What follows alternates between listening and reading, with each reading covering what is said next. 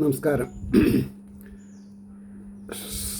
ശ്രീമദ് ഭാഗവതം മൂലം പ്രഭാഷണം ഭാഗം 38. ഓം ഗം ഗണപതയേ നമഃ. ഓം സം സരസ്വതേ സ്വാഹ. ഓം ശ്രീ ഗുരുഭ്യോ നമഃ. ഓം ശ്രീ രംഗനാഥശർമ്മണേ നമഃ. നാരായണ നാരായണ നാരായണ നാരായണ നാരായണ നാരായണ നാരായണ നാരായണ നാരായണ നാരായണ. ഓം ശ്രീകൃഷ്ണാർപ്പണമസ്തു. ഓം ശ്രീകൃഷ്ണായ പരബ്രഹ്മണേ നമഃ. ഓം ശ്രീകൃഷ്ണായ പരമാത്മനേ നമഃ. ഹരേ രാമ രാമ രാമ ഹരേ ഹരേ, ഹരേ കൃഷ്ണ കൃഷ്ണ കൃഷ്ണ ഹരേ ഹരേ. ഭാഗവത മാഹാത്മ്യം അധ്യായം 4, അതിൽ 68-ാമത്തെ ശ്ലോകമാണ് ഇന്ന് പറയേണ്ടത്.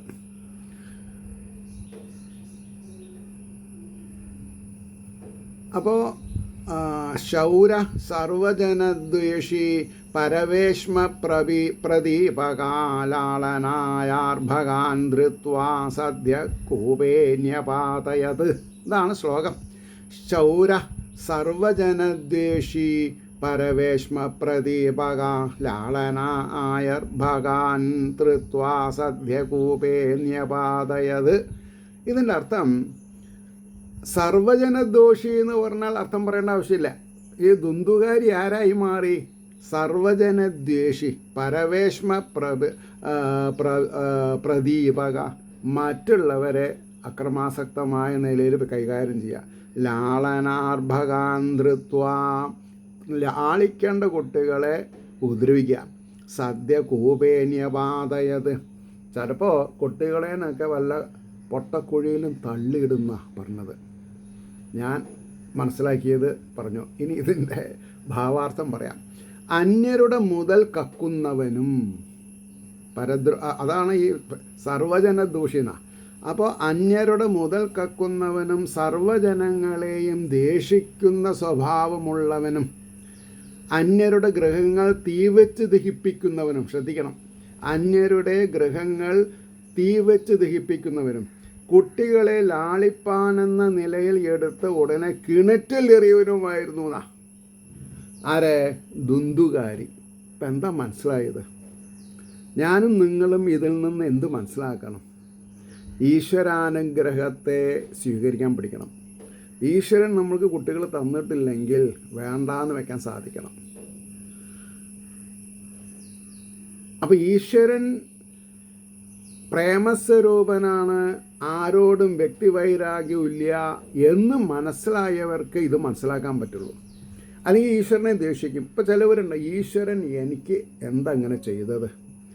എടാപ്പാ, നമ്മൾ ഉള്ളിലിരിക്കുന്ന ഈശ്വരനല്ലേ ഇതറിയുള്ളൂ നമ്മൾ എന്തൊക്കെ തെറ്റുകൾ ചെയ്തിട്ടുണ്ട് എന്നുള്ളത്. അപ്പോൾ അതിനനുസരിച്ചിട്ടുള്ള ജീവിത രീതിയാണ് നമുക്ക് തന്നിട്ടുള്ളത്.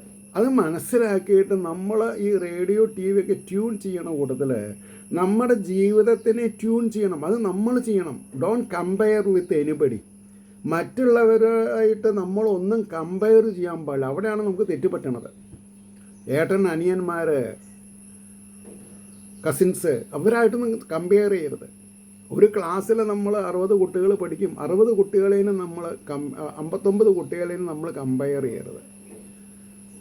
അപ്പം നമ്മുടെ ഉള്ളിൽ നമ്മുടെ ജീവാത്മാവ് ഒന്നാണെങ്കിലും അവരുടെ കർമ്മവൈകല്യത്തിനനുസരിച്ച് സ്വഭാവങ്ങൾ മാറും.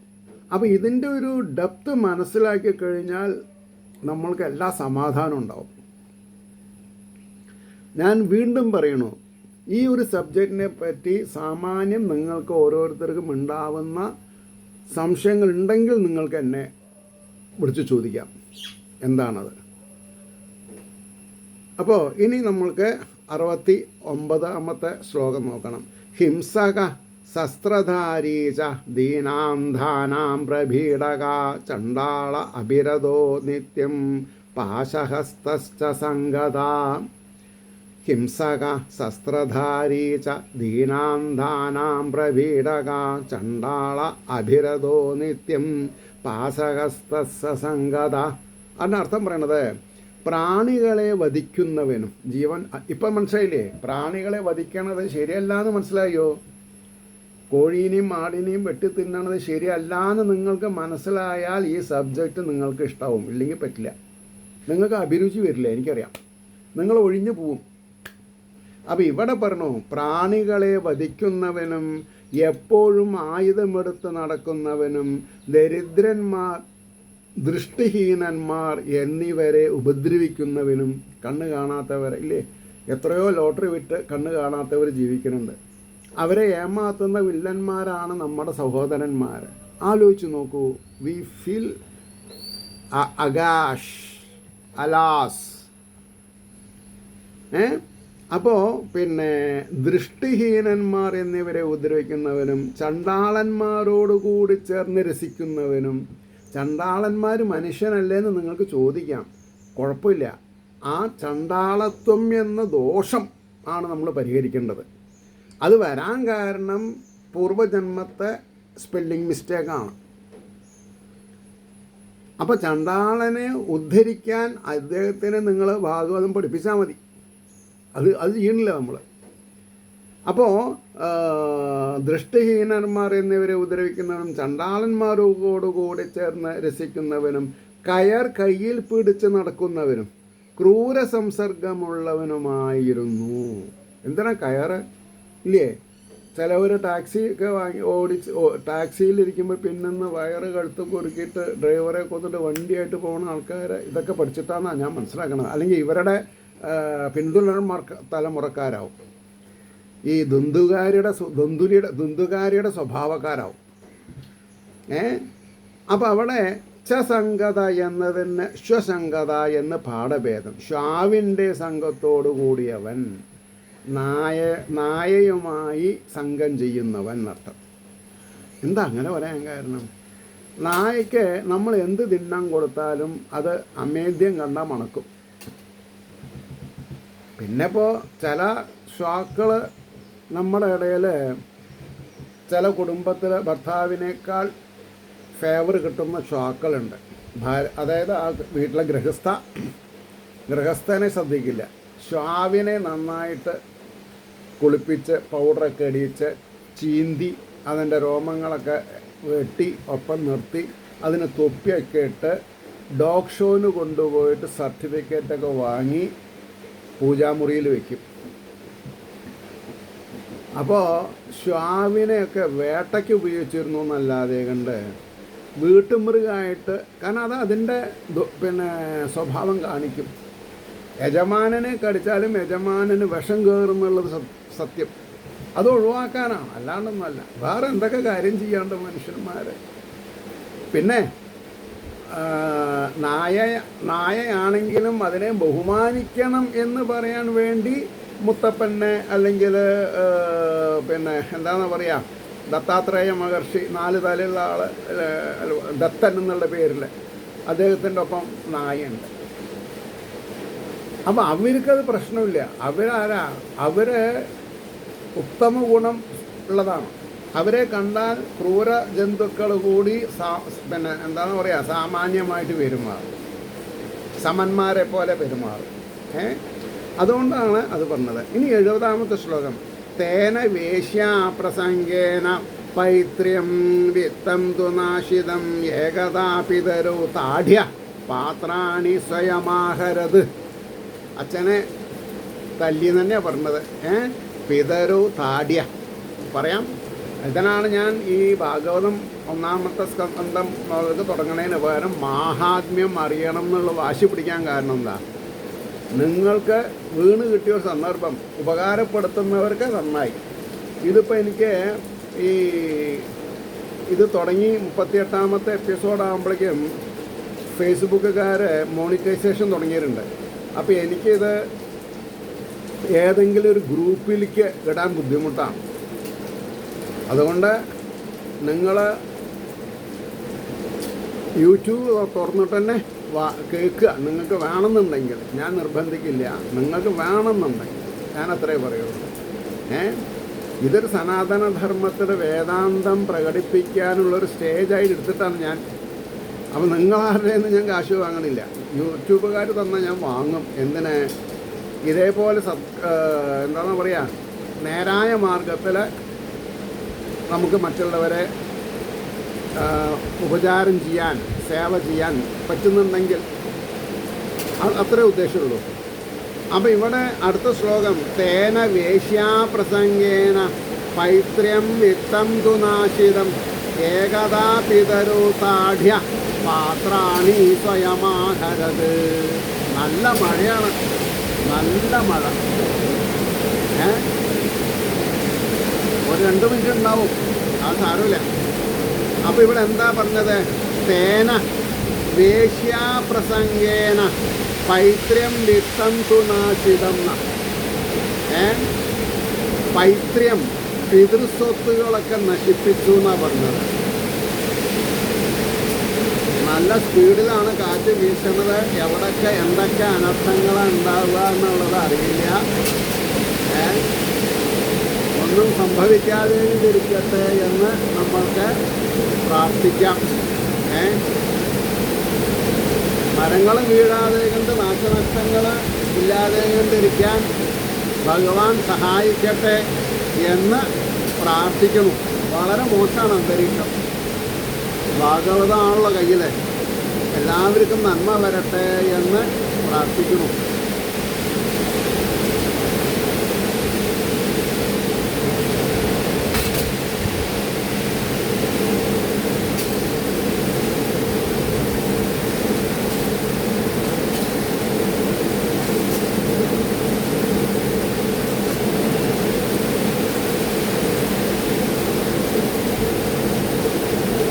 തേന വേശ്യാപ്രസംഗേന പൈത്ര്യം വിത്തം തുനാശിതം ഏകദാ പിതരോ താഢ്യ പാത്രാണി സ്വയമാഹരത്.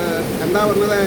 വേശ്യാ സംസർഗം നിമിത്തം പിതാവിൻ്റെ മുതൽ മുഴുവൻ നശിപ്പിച്ച അവൻ ഒരു നാൾ മാതാപിതാക്കന്മാരെ ദേഹോപദ്രവം ചെയ്ത ശേഷം ഗൃഹത്തിൽ ഉപയോഗിക്കുന്ന പാത്രങ്ങളെ വേശ്യാഗൃഹത്തിലേക്ക് കൊണ്ടുപോയി.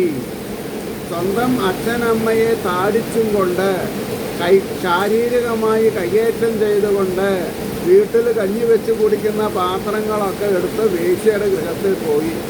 ഇന്നും അതേപോലെയുള്ള ദുഷ്ടവാസനകളുള്ളവർ നമ്മുടെ നാട്ടിലുണ്ട്, നമ്മുടെ കുടുംബങ്ങളിലുണ്ട് എന്നുള്ളതൊരു സത്യം മാത്രമാണ്. അപ്പം നമ്മൾ എന്ത് വേണം? സ്വയം തെറ്റുകൾ ചെയ്യാതെ കണ്ട് ഈശ്വരപ്രീണിതമായ ഒരു ജീവിത സന്ധാരണം നടത്താൻ നമ്മൾ ശ്രദ്ധിക്കന്നെ വേണം.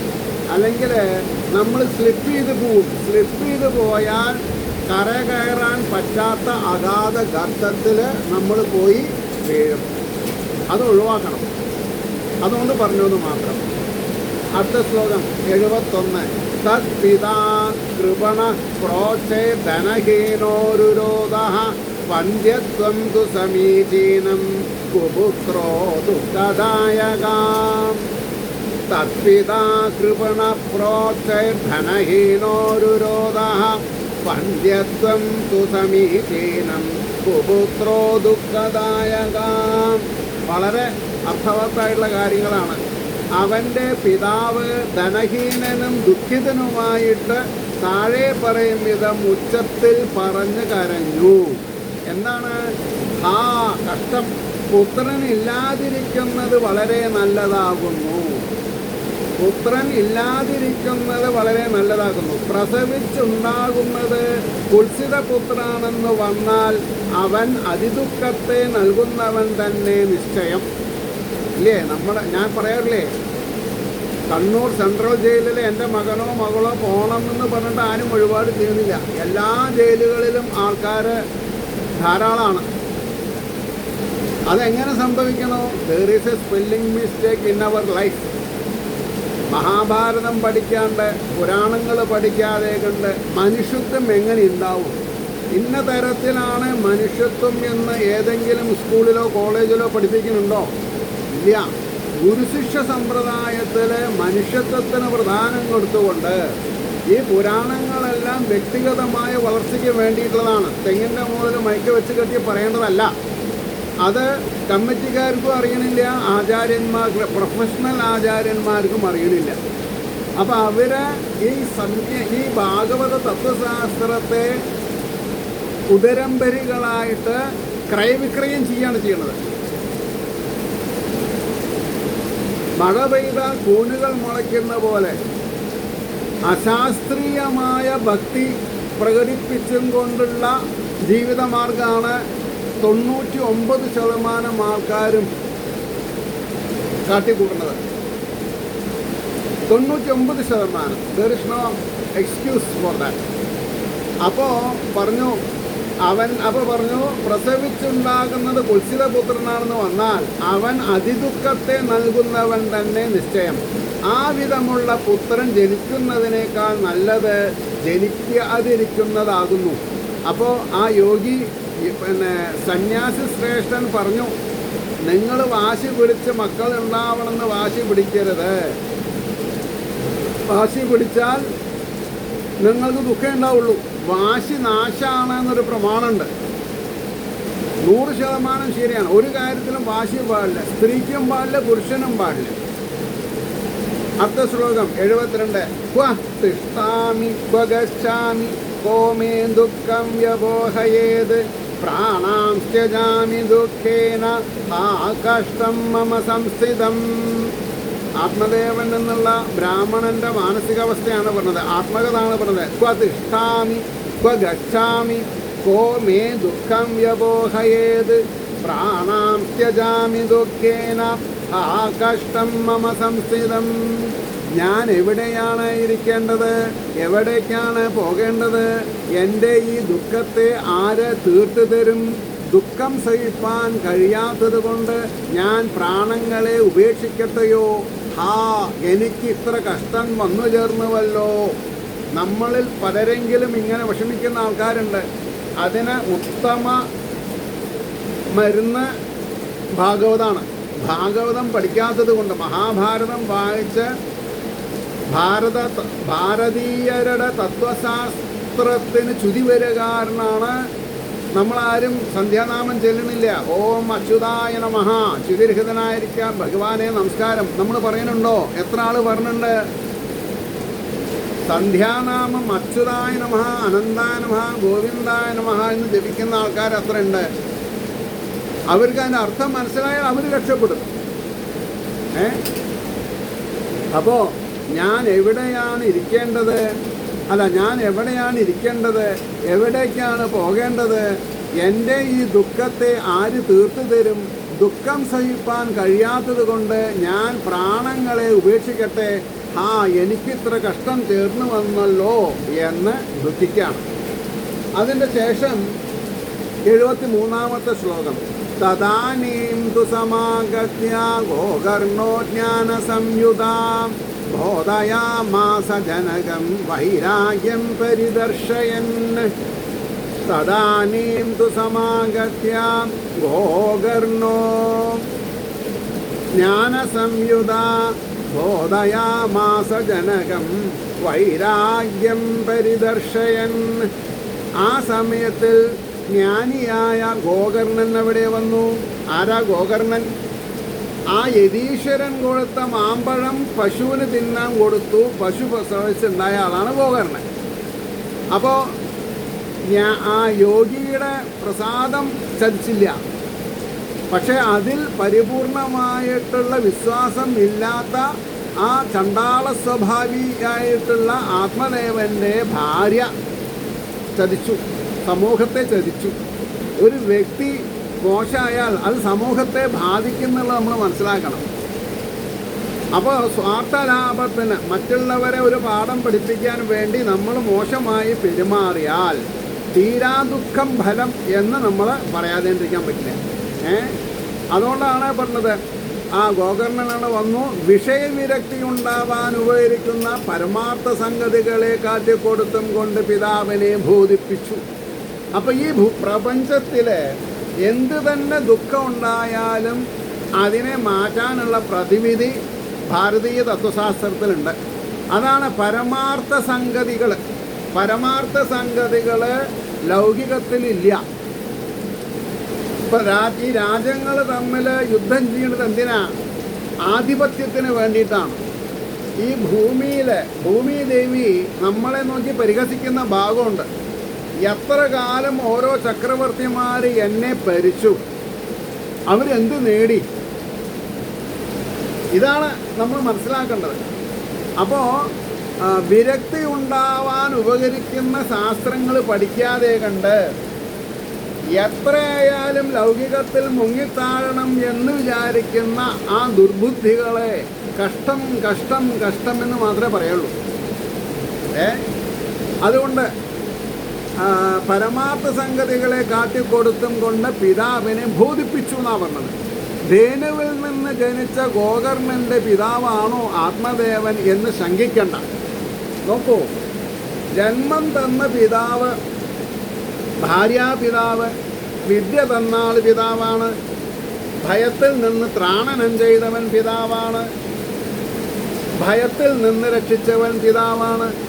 അതുകൊണ്ടാണ് പറഞ്ഞത് അന്നദാതാ ഭയത്രാദായശ്ച കന്യാം പ്രയശ്ചതി വിദ്യാപ്രദോ മന്ത്രദശ്ച പഞ്ചൈതേ പിതരസ്മൃത. 5 തരം അച്ഛനുണ്ടെന്നാ, 5 കാറ്റഗറിയിലെ അച്ഛനുണ്ട്. എങ്ങനെയാ? അന്നദാതാ, അന്നം തന്നിട്ടുള്ളവൻ, അന്നം തന്ന് പോഷിപ്പിച്ചിട്ടുള്ളവൻ. ഭയത്രാതാ, ഭയത്തിൽ നിന്ന് രക്ഷിച്ചിട്ടുള്ളവൻ. അതേപോലെ കന്യാം പ്രയശ്ചതി, മകളെ തന്നിട്ടുള്ളവൻ അച്ഛനാണ്. വിദ്യാപ്രദോ, വിദ്യാപ്രദാനം ചെയ്തിട്ടുള്ളവൻ. ഞാൻ എപ്പോഴും എൻ്റെ ഗുരുനാഥനെ അച്ഛനാണ് വിളിച്ചിരുന്നത്. അദ്ദേഹം എഴുതണതും പ്രിയ വത്സല ശിഷ്യന്, അത് മതി. ആ വത്സല, വാത്സല്യം, ഒരു മകനോടുണ്ടാവുന്ന വാത്സല്യം ഒരു ഗുരുവിന് തൻ്റെ ശിഷ്യനോടുണ്ടാവണം. അതുകൊണ്ടാണ് വിദ്യാപ്രദോ മന്ത്രദശ്ച, മന്ത്രം തന്നിട്ടുള്ള ആള് അച്ഛനാണ്. പഞ്ചൈതേ പിതരസ്മൃത, ഈ 5 അച്ഛന്മാരെയും നമ്മൾ സ്മരിക്കണം. ഭക്ഷണം നൽകി വളർത്തുന്നവൻ, ഭയത്തിൽ നിന്ന് രക്ഷിക്കുന്നവൻ, കന്യകയെ നൽകുന്നവൻ, വിദ്യയെ ഉപദേശിക്കുന്നവൻ, മന്ത്രം ഉപദേശിക്കുന്നവൻ, ഈ 5 പേരും പിതാക്കന്മാരാകുന്നുവെന്നുള്ള സ്മൃതിപ്രകാരം ആത്മദേവൻ ഗോകർണൻ്റെ പിതാവ് തന്നെ എന്നുറപ്പിച്ചു. പിതാവിന് വിരക്തി ജനിപ്പാൻ ഗോകർണൻ സൂചിപ്പിച്ച സംഗതി ഇവയാകുന്നു. ഏത്?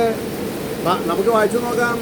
യൽസ്തന്യം പൂർവം ഭീത്വാ നിഷ്പീഢ്യജപ്പയോധരാൻ യസ്മിൻ ജാതോ ഭഗേ പൂർവം തസ്മിന്നേവ ഭഗേരമേത് യാ മാതാ സാ പുനർഭാര്യ ജനനീ സായ പിതാസ പുനഃപുത്രോയ മാതാസ സ പുനഃപുത്രോയ പുത്ര സ പുനഃപിതായേവം സംസാരചക്രേണ പൂവചക്രകടാവിവ.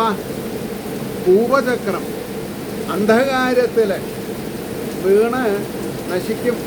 എങ്ങനെ? അഹോ, സംസാരചക്രത്തിൽ ഗതിവൈചിത്ര്യം ആശ്ചര്യം തന്നെ. സംസാരചക്രത്തിൻ്റെ ഗതിവിഗതികൾ ആശ്ചര്യമാണ്.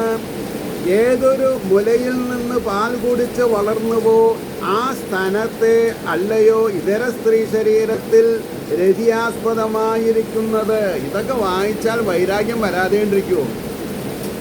ഇവിടെ കോമൺ ഫാക്ടർ എന്താ? അമ്മയുടെ സ്ഥാനം ആണ് കുടിച്ച് വളർന്നത്. ആ മകൻ വളർന്ന് വേറൊരു സ്ത്രീയുടെ സ്ഥാനം കാമകേളിയിൽ പാനം ചെയ്യുമ്പോൾ പാലില്ല അതിൽ. പക്ഷെ പാല് കിണ്ട് ഇവൻ്റെ ഓജസ്സാണ് പോണതെന്ന് ഇവൻ മനസ്സിലാക്കണില്ല. അപ്പം എന്തുകൊണ്ടാണ് വൈരാഗ്യം വരാത്തത്? നമ്മൾക്ക് ലൗകികാവസ്ഥയിലാണ് താല്പര്യം. ചുരുക്കി പറഞ്ഞാൽ അതില്ലാതെ കൊണ്ടായാൽ മാത്രമേ ആത്മീയ പ്രബോധനം വേണ്ട മാതിരി ഉടലെടുക്കുള്ളൂ. അപ്പോൾ ഇവിടെ പറഞ്ഞു, ഏതൊരു യോനിയിൽ നിന്ന് ജനിച്ചുവോ ഇതര സ്ത്രീ ശരീരത്തിലുള്ള ആ യോനിയിൽ തന്നെ ആനന്ദിപ്പാൻ ആഗ്രഹിക്കുന്നു. ഇതുകൊണ്ടാണ് 8, 10, 12 വയസ്സിൽ ഇത് പഠിക്കണമെന്ന് പറയാൻ കാരണം. പക്ഷെ ഭഗവാൻ അറിയാം. ഇപ്പം നാരായണ ഗുരുവിനെ, അല്ലെങ്കിൽ ശങ്കരാചാര്യരെ, അല്ലെങ്കിൽ ചട്ടമ്പി സ്വാമിയെ, അല്ലെങ്കിൽ വള്ളിക്കാവൽ അമ്മയെ, അല്ലെങ്കിൽ രമണ മഹർഷിയെ, ഇവരുടെയൊക്കെ ജീവിതം, അവരേനൊക്കെ നമ്മൾ ആശ്രയിക്കണു. എന്തുകൊണ്ട്? അവരും നമ്മളെപ്പോലെ ഗൃഹസ്ഥന്മാരായാത്ത സ്ഥിതി എന്താണ്? അവിടെയാണ് പ്രശ്നം. അപ്പോൾ പറഞ്ഞു, ഏതൊരു സ്ത്രീരൂപമോ ആദിയിൽ മാതാവായി ഭവിച്ചത് ഇതരമായ ആ സ്ത്രീരൂപത്തെ തന്നെ യൗവനദശയിൽ ഭാര്യയായിട്ട് ആഗ്രഹിക്കുന്നു. മാത്രമല്ല, സ്നേഹം എന്താണെന്ന് അറിയാത്ത എത്രയോ സ്ത്രീകൾ വിവാഹ ജീവിതം നയിക്കുന്നുണ്ട്. എന്നാലിപ്പോൾ മാളിൽ പോയിട്ട് മാറ്റി വാങ്ങാൻ പറ്റുമോ ഭർത്താവിനെ? ഇല്ല. അടിയും പിടിയും ക്രൂരമായി പെരുമാറിയിട്ട് അവരുടെ കാമുകൾക്ക് വേണ്ടിയിട്ട് ഈ സ്ത്രീ രൂപത്തെ ഏറ്റവും മോശമായ രീതിയിൽ വൈകൃതമായി ഉപയോഗിക്കുന്ന ദുഷ്ടജനങ്ങൾ ഈ ഭൂമിയിൽ എത്രയുണ്ട്? അവരൊക്കെ നമ്മുടെ സഹോദരിമാരാണെന്നുള്ളത് നമ്മൾ മനസ്സിലാക്കണം. മനസ്സിലാക്കിയിട്ടില്ലെങ്കിൽ അത് മോശമാണ്. അപ്പോൾ ഞാൻ എപ്പോഴും പ്രതിപാദിക്കുന്ന ഒരു സബ്ജക്റ്റ് ഉണ്ട്. അറിഞ്ഞോ അറിയാതെ കൊണ്ടോ ഒരു സ്ത്രീയുടെ കണ്ണുനീരിന് നാം പാത്രീഭൂതരായാൽ ആ കണ്ണുനീര് എത്ര മണൽത്തരികളെ നനയ്ക്കും, അത്രയും ജന്മം നമ്മൾക്ക് രക്ഷപ്പെടാൻ പറ്റില്ല. ഇതൊരു സത്യവസ്തുവാണ് ഞാൻ പറഞ്ഞത്. അതുകൊണ്ട് പുരുഷൻ്റെ നിയന്ത്രണത്തിലല്ല സ്ത്രീ എങ്കിലും ആ സ്ത്രീനെ ദ്വേഷിക്കരുത്. ആ സ്ത്രീയുടെ വിവരമില്ലായ്മ കൊണ്ട് അത് ദുഃഖിച്ചു വിചാരിക്കുക, വിഷയമില്ല. നോക്കൂ, എപ്പോഴും ദുഃഖം സൗഖ്യം എന്നുള്ളത് ബേസ്ഡ് ഓൺ അറിവാണ്, ജ്ഞാനമുള്ളൊരു സ്ത്രീ വേറൊരാൾ നശിക്കട്ടെ എന്ന് പറയില്ല. ജ്ഞാനമില്ല, അജ്ഞാനിയാണെങ്കിലോ ചിലപ്പോൾ പറഞ്ഞു എന്ന് വരും, ചിലപ്പോൾ ശപിച്ചു എന്ന് വരും. അതൊക്കെ കേൾക്കുകയും ചെയ്യും. എപ്പോൾ നമുക്ക് പോസിറ്റീവ് എനർജി കമ്മിയാവുമ്പോൾ വേറൊരുത്തൻ്റെ പ്രാക്കുകൾ നമ്മളെ ബാധിക്കും. അതൊക്കെ സത്യമാണ്. അപ്പോൾ നമ്മൾ എന്ത് വേണം? ഒരു മിനിറ്റ് ഇടവിടരുത്. ശ്വാസോച്ഛ്വാസം ചെയ്തുകൊണ്ടിരിക്കുന്ന പോലെ ഓരോ ശ്വാസത്തിലും ഓം നമ ഓം നമ ഓം നമ വൈരാഗ്യം വരണം. അപ്പോൾ ഈശ്വരനെ പ്രാപിക്കുക എന്ന് പറഞ്ഞത് ശരീരത്തിൻ്റെ സുഖത്തിനല്ല, പിന്നെയോ ആത്മീയ ആനന്ദം അനുഭവിക്കാനാണ്. ആത്മീയാനന്ദം അനുഭവിച്ചിട്ടില്ലെങ്കിൽ കോടീശ്വരനാണ് പറഞ്ഞിട്ട് എന്താ കാര്യം? പറയൂ. സാധാരണ പണക്കാരനും ടാറ്റ കൂടിയിട്ട് എന്താ ഇപ്പോഴത്തെ വലിയ ടാറ്റ എന്താ വ്യത്യാസം? അദ്ദേഹം കോടിക്കണക്കിന് ആയിരം കോടികൾ ലാഭം ഉണ്ടാക്കുന്നുണ്ട്. പക്ഷെ അതേപോലെ അദ്ദേഹം ദാനധർമ്മങ്ങൾ ചെയ്യണു. അതാണ് നമ്മൾ പഠിക്കേണ്ടത്. ദാനധർമ്മങ്ങൾ നമ്മൾ എത്ര ചെയ്യണം. അപ്പോൾ ദാനധർമ്മങ്ങൾ സാധാരണക്കാരിൽ എത്താതെ കണ്ട് അത് അടിച്ചു മാറ്റുന്ന കംസനെ പോലെയുള്ള രാക്ഷസന്മാരെ പറ്റിയിട്ട് എന്ത് പറയും? അതാണ് പ്രശ്നം. അപ്പോൾ ഇവിടെ പറയണു, യാതൊരുത്തി ഭാര്യയായിരുന്നുവോ അവൾ പിന്നെ ഒരു ജന്മത്തിൽ അമ്മയായിട്ട് വരുന്നു. യാതൊരുവൻ പിതാവായി ഭവിച്ചുവോ അവൻ പിന്നെ ഒരു ജന്മത്തിൽ പുത്രനായി വരുന്നു. പുത്രനായവൻ പിന്നെ പിതാവായിട്ടും വരുന്നു. ഇപ്രകാരം സംസാരചക്രത്തിൽ ജീവന്മാർ ചുറ്റിത്തിരിയുന്നു. അനാസ്ഥ കൊണ്ട്, അറിവില്ലായ്മ കൊണ്ട്. ഈ പരിഭ്രമണത്തെ അവസാനിപ്പിക്കുവാൻ തന്നെ പരിശ്രമിക്കണം. ഈ കാലചക്ര പ്രവാഹത്തിൻ്റെ തള്ളിച്ചയിൽ നിന്ന് രക്ഷപ്പെടാൻ വേണ്ടി എന്നിങ്ങനെയുള്ള സംഗതികളെ പിതാവിന് ബോധ്യപ്പെടുത്തിയപ്പോൾ ആത്മദേവന് മനഃശാന്തി കിട്ടി. അസാര ഖലു സംസാരോ ദുഃഖരൂപീ വിമോഹകാം. 74ാമത്തെ ശ്ലോകം.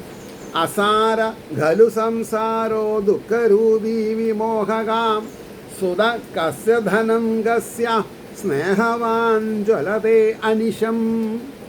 അസാര ഖലു സംസാരോ ദുഃഖരൂപീ വിമോഹകാ സുത കസ്യ ധനം കസ്യ സ്നേഹവാൻ ജ്വലതേ അനിശം. എന്താണർത്ഥം? സംസാരത്തിൻ്റെ സ്വരൂപത്തെ നിരൂപണം ചെയ്ത് നോക്കിയാൽ നിശ്ചയമായും നിസ്സാരവും ദുഃഖാത്മകവും മോഹാസ്പദവുമാകുന്നു.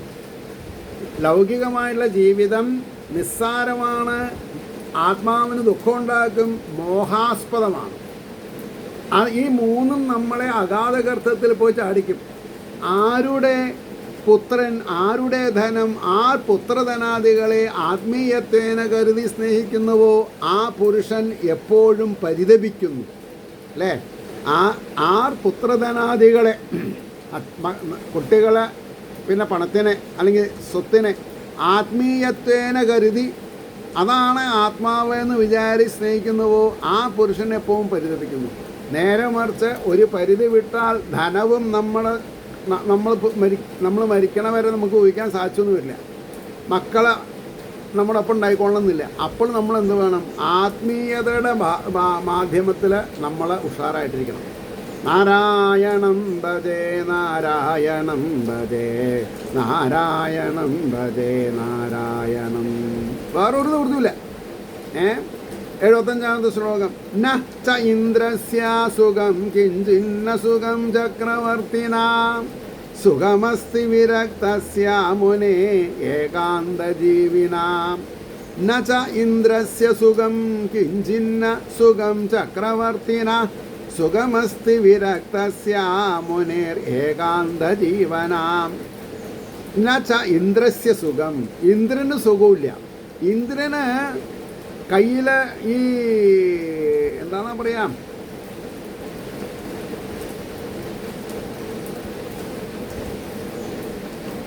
ഇന്ദ്രൻ്റെ കയ്യിൽ വലിയൊരു വാളുണ്ടല്ലോ, എനിക്ക് പെട്ടെന്ന് ഓർമ്മ വരില്ല, അതുകൊണ്ടാണ് പറഞ്ഞത്. അതൊരു ഋഷീശ്വരൻ്റെ പ്രാണത്യാഗം ചെയ്ത് അദ്ദേഹത്തിൻ്റെ നട്ടെല്ല് കൊണ്ട് ഉണ്ടാക്കിയിട്ടുള്ളതാണ്. അപ്പോൾ ഒരാളെ അവരവരുടെ ആവശ്യത്തിന് വേണ്ടിയിട്ട് ആ എല്ലാം കൂടി ഊരിത്തരൂ. എന്നിട്ടും ഈശ്വരാധീനല്ലെങ്കിൽ ഇന്ദ്രന് ആ ആയുധം അനുഗ്രഹമായിട്ടുണ്ടോ? ഇല്ല. എത്ര പ്രാവശ്യം ഇന്ദ്രന് ബ്രഹ്മഹത്യാ പാപം ചെയ്തിട്ട് ഇന്ദ്രൻ താമരവളയത്തിൻ്റെ ഉള്ളിലൊക്കെ ഒളിച്ചിരുന്നിട്ടുണ്ട്. അപ്പോൾ ന ച ഇന്ദ്രസ്യ സുഖം കിഞ്ചന സുഖം ചക്രവർത്തിന, ചക്രവർത്തിയായാൽ സുഖമുണ്ടോ? ഇല്ല. എപ്പോൾ നമ്മളെ ആക്രമിക്കും? മന്ത്രിമാർ കാലെപ്പോൾ വാരും? സുഖമസ്തി വിരക്തസ്യ, എന്നാൽ വിരക്തന്മാർക്ക് സുഖമുണ്ടേനി. മുനേർ ഏകാന്ത ജീവന, ആരുടെയും സഹായം ഇല്ലാണ്ട് ഏകാന്തമായിരിക്കുന്ന ആൾക്കാർക്ക്, ഏകാന്തമായിട്ട് ഇരുന്ന് സമയം കളയാൻ സാധിക്കുന്നവർക്ക്, സമയം കളയിച്ചാൽ ആത്മാരാമത്വത്തിൽ ഇരിക്കുക, അവർക്ക് യാതൊരു കുഴപ്പമില്ല. അതാണ് പറഞ്ഞത്. ഇന്ദ്രനും സർവഭൗമനായ ചക്രവർത്തിക്കും കൂടെ അല്പവും സുഖമില്ല. പിന്നെ സുഖം ആർക്ക് ഉണ്ട്? എന്നാൽ സംസാരത്തിൽ വിരക്തിയെ പ്രാപിച്ച് ഏകാന്തത്തിൽ വസിക്കുന്ന മുനിക്ക് മാത്രമാണ് ആനന്ദം, പരമാനന്ദം, ചിന്മയാനന്ദമൊക്കെ ഉള്ളൂ. അത് കഴിഞ്ഞ 76ാമത്തെ ശ്ലോകം. മുഞ്ച അജ്ഞാനം എന്നാണ്. മുഞ്ച അജ്ഞാനം പ്രജാരൂപം മോഹതോ നരകേ ഗതി നിപതിഷ്യതി ദേഹോ അയം സർവം ത്യക്വാവനം വ്രജ. ആത്മദേവൻ കാട്ടുപോയി തന്നെയാണ് പറഞ്ഞത്. എന്താണ് എങ്ങനെയൊക്കെയാണ് പറഞ്ഞത്? മുഞ്ച അജ്ഞാനം പ്രജാരൂപം, കുട്ടികളുടെ രൂപത്തിൽ അജ്ഞാനാണ് വരുന്നത്. മോഹതോ നരകേ ഗതി, അതിമോഹം ഉണ്ടായാൽ നരകത്തിലേക്ക് പോകണം. നിപതിഷ്യതി ദേഹോ അയം, ഈ ശരീരം വീണാൽ സർവം ത്യക്വാവനം വ്രജ, ഈ ശരീരം വീണ പിന്നെ നമ്മളെപ്പറ്റി ആരും ആലോചിക്കില്ല. അതുകൊണ്ട് നല്ലത് വനവാസം തന്നെ, സന്യാസത്തിന് മുമ്പുള്ള വനവാസം. പുത്രൻ എന്നുള്ള മമതാരൂപമായ അജ്ഞാനത്തെ ഉപേക്ഷിച്ചാലും, നോക്കൂ, പുത്രൻ എന്നുള്ള മമതാരൂപം, എൻ്റെ മകൻ, അവിടെയാണ് പ്രശ്നം. ഈശ്വരൻ തന്നതെന്ന് വിചാരിക്കൂ, അത് മടക്കിയെടുക്കുമ്പോൾ നമ്മൾ കരയാൻ പാടില്ല. കാരണം എന്താ? അജ്ഞാനം അല്ല, നമുക്ക് അജ്ഞാനമുണ്ട് എന്ന് വെക്കണം. അപ്പോൾ നമ്മൾ കരയില്ല. അജ്ഞാനിയാണെങ്കിൽ കരയും. അപ്പോൾ പറഞ്ഞു, പുത്രൻ എന്നുള്ള മമതാരൂപമായ അജ്ഞാനത്തെ ഉപേക്ഷിച്ചാലും ആ അഭിമാനം അറിവില്ലായ്മ നിമിത്തമുണ്ടാകുന്നതാകുന്നു. ഇനി നിങ്ങളൊരു മരണ വീട്ടിൽ പോയാൽ നിങ്ങൾ കരഞ്ഞാൽ നിങ്ങളും അജ്ഞാനം മാറിയിട്ടില്ല. നിങ്ങൾ അവിടെ പോയിട്ട് ഹ ഹ ഹ എന്ന് ചിരിക്കണമെന്ന് ഞാൻ പറഞ്ഞില്ല. കരയുന്നവരെ സമാശ്വസിപ്പിക്കൂ. ജനം ജീവിച്ചാൽ മരിക്കും. ഇത് എനിക്കും നിങ്ങൾക്കും ഒക്കെ ബാധകമാണ്. ഇന്നല്ലെങ്കിൽ നാളെ നമ്മൾ കഥാവശേഷമായി പോകണം. അപ്പോൾ അതങ്ങനെ ഒന്നുണ്ടെന്നുള്ള അതിനെ സത്യമായിട്ട് ആക്സെപ്റ്റ് ചെയ്യാൻ പഠിക്കുക. എപ്പോൾ വേണമെങ്കിലും മരിച്ചോട്ടെ, എനിക്ക് പ്രശ്നമില്ല, എനിക്ക് ചെയ്യേണ്ടതുണ്ട്, ചെയ്യേണ്ടത് ഞാൻ ചെയ്തിട്ടുണ്ട് എന്നുള്ളൊരു ബോധം. ഇതാണ് ജീവിതത്തിൽ ക്ഷീണം ബാധിക്കാണ്ട് ഇരിക്കാനുള്ള മരുന്നാണത്. അപ്പോൾ ഈ ശരീരം പ്രാരബ്ധാവസാനത്തിൽ വീണു പോകും. ഇപ്പോൾ തന്നെ എല്ലാം ഉപേക്ഷിച്ച് കാട്ടിലേക്ക് പോയിക്കൊള്ളുക. അതുകൊണ്ട് കയ്യും കാലും പേറുന്ന സമയത്ത് തന്നെ കാട്ടിലേക്ക് പോവുക, ഏകാന്തവാസം അനുഭവിക്കാം. തദ് വാക്യം തു സമാകർണ്യ ഗന്ധുകാമാപിത അബ്രവീത് കിം കർത്തവ്യം വനേതാത തത്വം വദ സവിസ്തരം. തദ് വാക്യം തു സമാകർണ്യ, ഈ ഗോകർണൻ്റെ വാക്യങ്ങൾ കേട്ടുകൊണ്ട് ഗന്ധുകാമപിത അബ്രവീത്, പോവാൻ താല്പര്യപ്പെട്ടു, കാട്ടിലേക്ക് പോകാൻ താല്പര്യപ്പെട്ടിട്ടുള്ള ആത്മദേവൻ ചോദിച്ചു, കിം കർത്തവ്യം വനേതാത, മകനെ കാട്ടിൽ പോയിട്ട് ഞാൻ എന്താ ചെയ്യേണ്ടത്, എന്താണ് എൻ്റെ കർത്തവ്യം? തത്വം വദ സവിസ്തരം, ആ തത്വം എന്നോട് പറഞ്ഞു തന്നാലും. അപ്പോൾ അതിനർത്ഥം പറയണു, ഗോകർണൻ പറഞ്ഞത് ഹിതമാണെന്നു കരുതി പിതാവ് വനത്തിലേക്ക് പോവാൻ ആഗ്രഹിച്ചും കൊണ്ട് ഈ വിധം ചോദിച്ചു, ഹേ പുത്ര, വനത്തിൽ പോയാൽ ഞാൻ എന്ത് ചെയ്യണമോ അത് നീ വിസ്തരിച്ചു പറയുക. അപ്പോൾ 78-ാമത്തെ ശ്ലോകം. അന്ധകൂപേ സ്നേഹപാശൈർബന്ധപരഗുരുഹം ഷഠ കർമ്മണാപതിതോ നൂനം മാമുദ്ധരതയാനിധേ. അന്ധകൂപേ സ്നേഹപാശൈർബദ്ധപരംഗുരഹം ഷഠ കർമ്മണാപതിതോ നൂനം മാമുദ്ധരതയാനിധേ. സാരവിഹീനമായ സംസാരമാകുന്ന അന്ധകൂപത്തിൽ, സാരവിഹീനം എന്ന് പറഞ്ഞാൽ തത്വശാസ്ത്രങ്ങൾ ഇല്ല ലൗകികത്തിൽ. കാശുണ്ടെങ്കിൽ അടിച്ചു പൊളിക്കാം, അത്രയേ ഉള്ളൂ. അപ്പോൾ സാരവിഹീനമായ ജീവിതമല്ല വേണ്ടത്, സാരവിഹീനാവരുത്. സാരമുള്ള തത്വശാസ്ത്രങ്ങൾ തന്നെ അറിയണം. സാരവിഹീനമായ സംസാരമാകുന്ന അന്ധകൂപത്തിൽ, കാലചക്രപ്രവാഹത്തിൽ വീണ് കിടക്കുന്ന ഞാൻ സ്നേഹപാശങ്ങളാൽ ബന്ധിക്കപ്പെട്ടിരിക്കയാൽ മുടന്തനും ഷടനുമാകുന്നു എന്ന് പറഞ്ഞാൽ എന്താ അർത്ഥം? മുടന്തെന്ന് പറഞ്ഞാൽ നടക്കാൻ വയ്യാത്ത, നടക്കില്ല എന്ന് മനസ്സ് വിചാരിച്ചാൽ നടക്കൂ? പിന്നെ ഇല്ല. നോക്കൂ, ഉറങ്ങുന്നവനെ ഉണർത്താം, ഉറക്കം നടിക്കണവനെ ഉണർത്താൻ പറ്റില്ല, ഉണരില്ല അയാൾ. അത് രാഷ്ട്രീയത്തിലും അതെ, ആധ്യാത്മികത്തിലും അതെ. അപ്പോൾ ഈ മാതിരി പതിപ്പാൻ എൻ്റെ കർമ്മം തന്നെ കാരണം. ആര്? ജ്ഞാനദേവൻ എന്നുള്ള ബ്രാഹ്മണൻ പറയാണ്, ഈ മാതിരി വരാൻ എൻ്റെ കർമ്മം തന്നെ കാരണം. ഹേ ദയാനിധേ, എന്നെ ഇതിൽ നിന്ന് നീ സമുദ്ധരിച്ചാലും. ആരോട്? ഗോകർണനോടാണ് പറഞ്ഞത്. ഒരിക്കലെങ്കിലും ദുന്ദുകാരിയോട് നീ ദയാനിധേ എന്നുള്ളത് ആത്മദേവൻ പറഞ്ഞിട്ടില്ല. കാരണം എന്താ? അതിനുള്ള സന്ദർഭം കൊടുത്തില്ല. ഗോകർണാവാചാം, ഗോകർണൻ മറുപടി പറയണു. 79-ാം ശ്ലോകം. ദേഹേ അസ്തിമാം സരുതിരേ അഭിമതിം ത്യജത്വം ജായാസുതാദിഷു സദാ മമതാം വിമുഞ്ച പശ്യാനികം പശ്യ അനിശം ജഗതിദം ക്ഷണഭംഗനിഷ്ടം വൈരാഗ്യരാഗരസികോ ഭവഭക്തിനിഷ്ഠാ. വൈരാഗ്യരാഗരസികന്മാരായി ഇരിക്കണമെന്നുണ്ടെങ്കിൽ ഭക്തിയിൽ നിഷ്ഠ വേണം എന്ന് പറഞ്ഞു. ദേഹേ അസ്ഥിമാംസരുതിരേ അഭിമതം ത്യജത്വം ജായാസുതാദിഷു സദാ മമതാം വിമുഞ്ച പശ്യാനിശം പശ്യ അനിശം ജഗതിദം ക്ഷണഭംഗനിഷ്ഠാം വൈരാഗ്യരാഗരസികോ ഭവഭക്തിനിഷ്ഠാം. ഗോകർണൻ എന്താ അർത്ഥം പറഞ്ഞത്? അസ്ഥി, മാംസം, രക്തം എന്നിവ ചേർന്നുണ്ടായ ഈ ശരീരത്തിൽ ഞാനെന്നുള്ള ബുദ്ധിയെ ഉപേക്ഷിച്ചാലും. കാരണം എന്താ? ഇത് നശിക്കണതാണ്. എന്തൊക്കെ? അസ്ഥിയുണ്ട്, മാംസമുണ്ട്, രക്തമുണ്ട് എന്നിവ ചേർന്നുണ്ടായ ഈ ശരീരത്തിൽ ഞാനെന്നുള്ള ബുദ്ധിയെ ഉപേക്ഷിച്ചാലും ഭാര്യാപുത്രാദികളിൽ എൻ്റേതെന്നുള്ള വിചാരത്തെയും വിട്ടുകൊടുക്കുക. ആവശ്യമില്ലാത്തതാണ്. ഈ ലോകം ക്ഷണംതോറും നശിക്കുന്ന സ്വഭാവത്തോടു കൂടിയതാണെന്ന് കാണുക. ലോകം നമ്മളിപ്പോൾ ഭാഗവതം വായിച്ചു കൊണ്ടിരിക്കുകയാണെങ്കിലും ഇത് വായിക്കാത്തവരെ, മനസ്സിലാക്കാത്തവരെ എന്തു ചെയ്യണു? ഈ ലോകം ക്ഷണം തോറും നശിക്കുന്ന സ്വഭാവത്തോടു കൂടിയതാണെന്ന് കാണുക. എല്ലാറ്റിലും വിരക്തിയെ സമ്പാദിക്കുന്നതിനാൽ താല്പര്യമുള്ളവനും ഭക്തിയിൽ ഇളക്കമില്ലാത്തവനുമായി ഭവിക്കുക. ആരെ? ഈ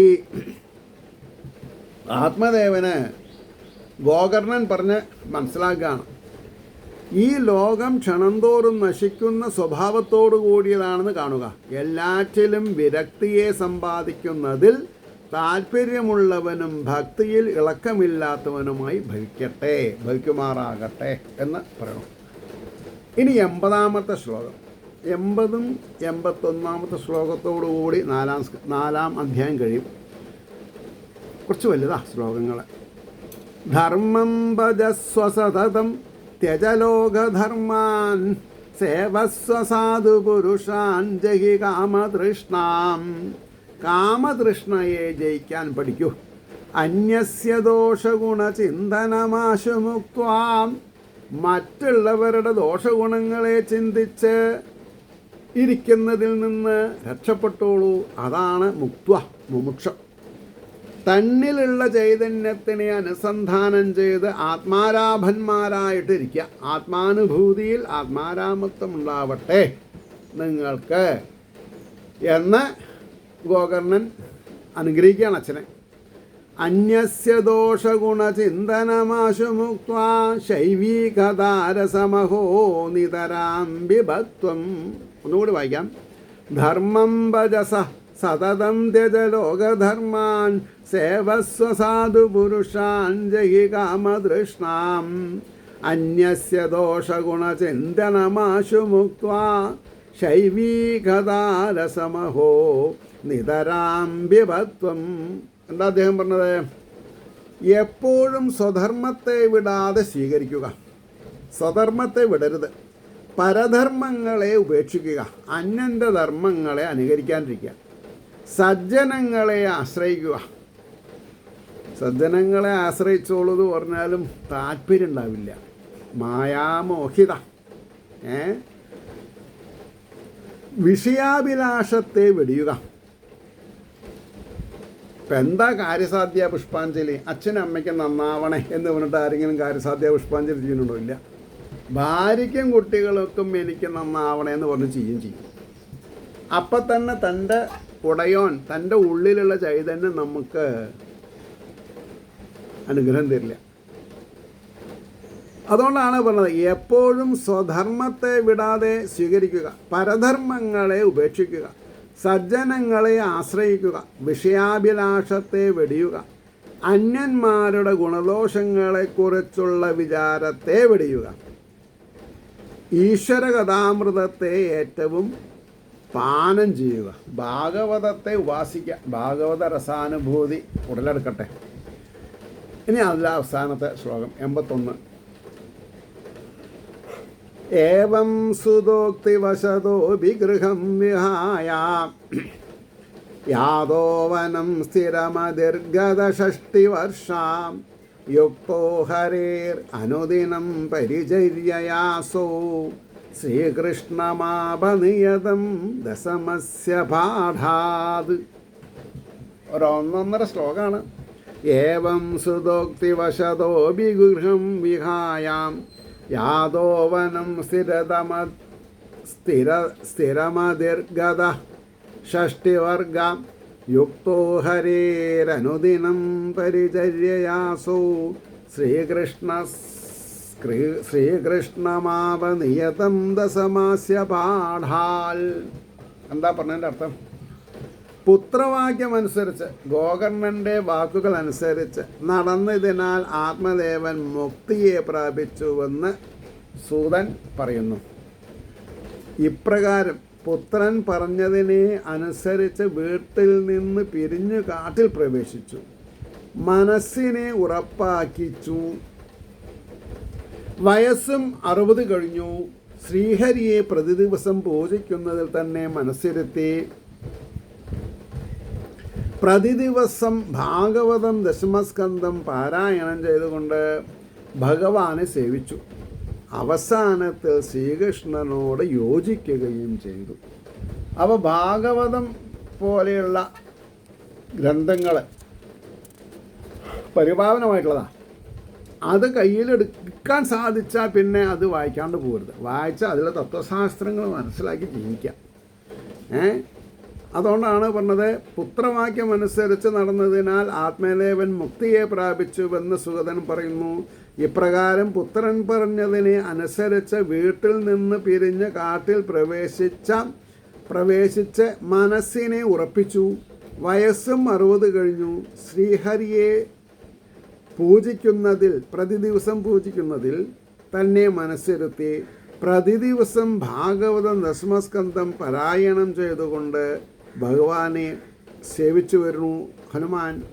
അവസാനത്തിൽ ശ്രീകൃഷ്ണനോട് യോജിക്കുകയും ചെയ്തു എന്ന് പറഞ്ഞിട്ടാണ് ഇത് ശ്രീ പത്മപുരാണേ ഉത്തരഖണ്ഡേ ശ്രീമദ് ഭാഗവത മാഹാത്മ്യേ വിപ്രമോക്ഷോ നാമ ചതുർത്ഥോധ്യായ.